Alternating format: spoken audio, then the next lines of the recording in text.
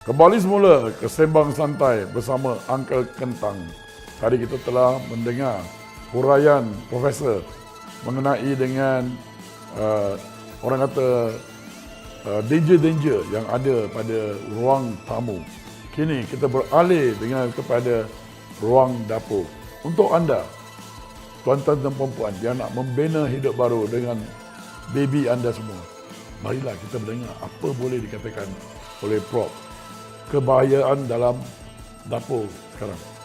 Okay. Silakan Prof. Okey. Dia untuk dapur kan, biasanya bila mak masak anak-anak bau kan, sedap kan? Ya? Oh, The first thing yang kita perlu pastikan ialah dapur yang memasak itu tinggi. Ya? okey. Kalau kita miskin macam mana pun, kita tak boleh masak macam kita piknik dekat pantai, rendah bawah. okey. Because itu invite anak-anak yang especially yang toddlers yang crawling datang sama-sama terjun dalam tempat kita masak tu. Okey. Jadi apa-apa pun kita kena pastikan tempat yang kita masak tu dapurnya tinggi. Mempunyai ketinggiannya. Kalau tak ada tempat yang tinggi, tuan-tuan dan puan-puan elok adakan meja yang tinggi supaya anak tak boleh capai. Okey? Jadi biasanya dapur memasak tu kan, katakan 2 stov ke 1 stov ke kan, adakan tempat sikit kat belakang untuk letak periuk yang dah masak ya. Right. Mr. Kwan, dia anak-anak ni bila dia tengok daripada bawah, kita kena tengok macam dia punya pemandangan tau. Dia akan tengok atas, tengok mak tengah masak. Dia akan nampak tangkai periuk tu tau. Ya? Oh. Jadi dia dalam hati dia nak grab it, ya. Oh, I see. Jadi kalau parents lepas masak atau apa-apa benda yang panas, alihkan yang periuk yang dah panas tu ke dalam. Maksudnya lebih jauh lah. Katakan ni meja atas dapur tu ataupun stov tu kan.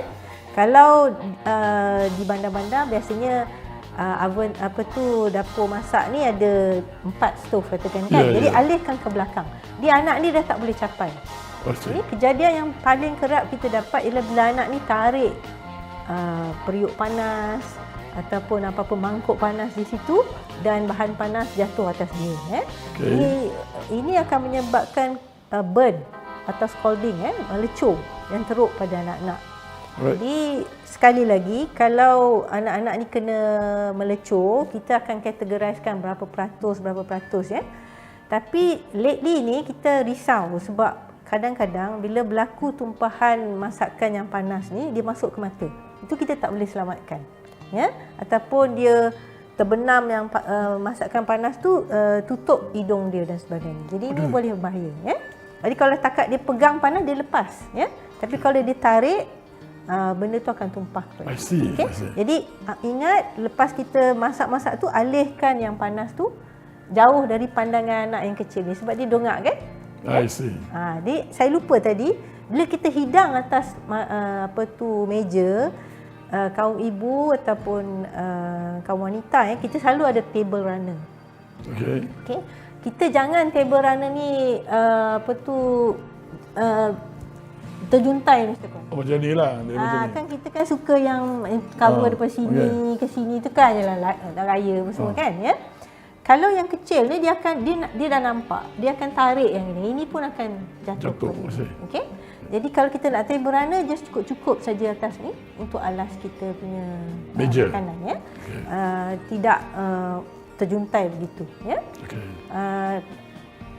Cecair panas, masakan panas itu yang penting lah ya. Kemudian seperti mana yang kita tahu, benda-benda tajam. Benda-benda tajam ni pisau, gunting, even pencil pun dia kena tutup, duduk dalam cupboard yang selamat. Selamat ya. Saya faham orang muda bila dia kahwin dia nak semua cermin, cantik, nampak kan. Tapi sebenarnya kalau kita rasa nak ada family, kalau single lain ya. Tapi kalau nak ada family, elok tertutup dan tak dilihat oleh anak-anak ni. Ya. Dalam sesuatu rumah mesti ada almari yang khas untuk barang-barang tajam atau berbahaya. Dan ada juga almari yang khas untuk barang-barang keselamatan kesihatan. Jadi macam kita ada first aid punya box Jadi kalau kita tak ada first aid box tu, kita siapkan satu almari di dapur biasanya, ya. Satu kawasan tu khas. Jadi kalau tertumpah ke apa, kita tahu apa nak buat. Kalau kita terkena tajam, kita tahu apa nak buat. Kat situ anak ni pun tahu.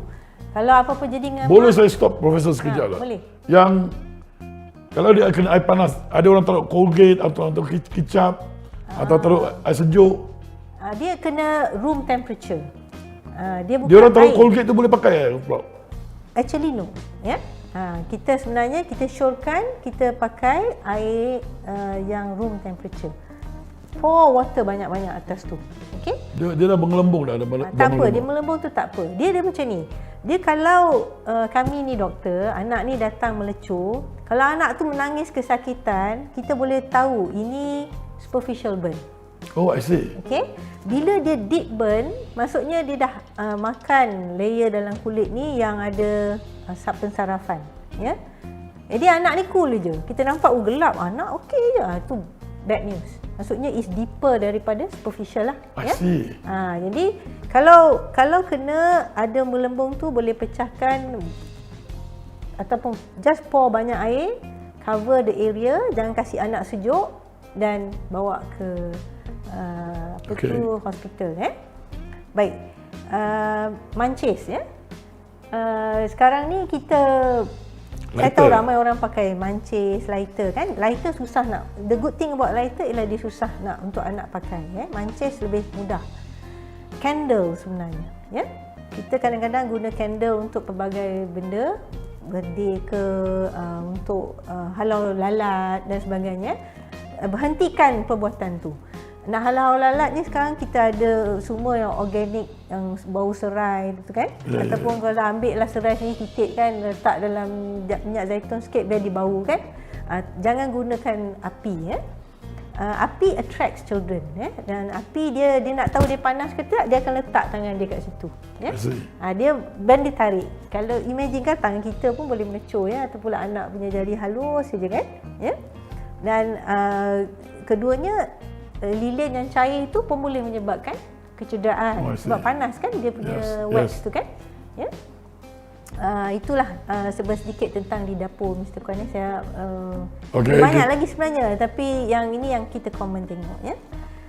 Yang saya nak ingatkan lagi di dapur ialah before saya forget, ibu bapa kan suka takutlah ada rumah yang ada tikus kan, dia beli ubat tikus yang racun tikus yang kita letak belakang fridge kan, kita kata tempat tersorok, kita kata tempat tersorok bawah-bawah meja ni sebenarnya anak kita memang boleh jumpa, ya.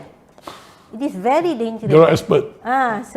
Ubat-ubat tikus ni dia ada warfarin, ya, untuk matikan. Bila tikus tu makan, dia akan menyebabkan perdarahan eksesif pada tikus ni, tikus mati.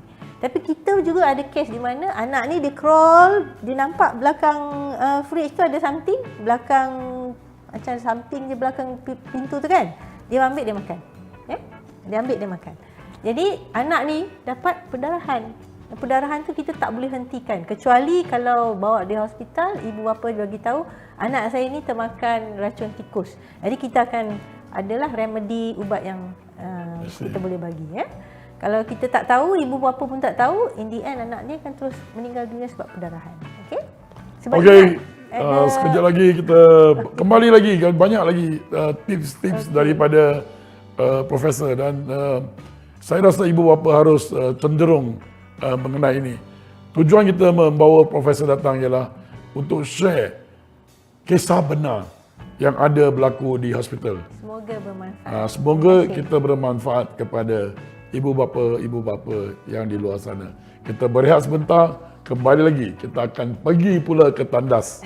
Bagaimana kematian boleh berlaku dalam tandas. Jumpa semula.